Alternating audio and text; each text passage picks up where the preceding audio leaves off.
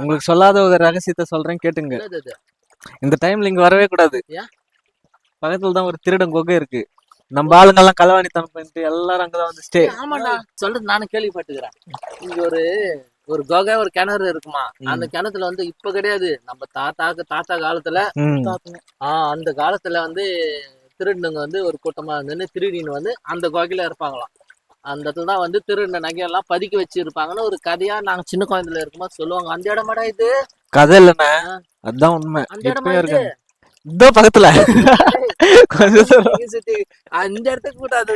அதெல்லாம் நான் கனவு வீட்டுல சின்ன குழந்தையா இருக்கும் அது கதையா கேட்டேன்டா. அந்த இடத்துக்கு கூட்டாது. கொஞ்ச தூரம் இப்படியே போனா அங்க ஒரு அடுப்பு இருக்குது பாரு. அங்கதான் நம்ம ஆளுங்க சாப்பாடு செஞ்சு சாப்பிடுவாங்க. அப்படியா?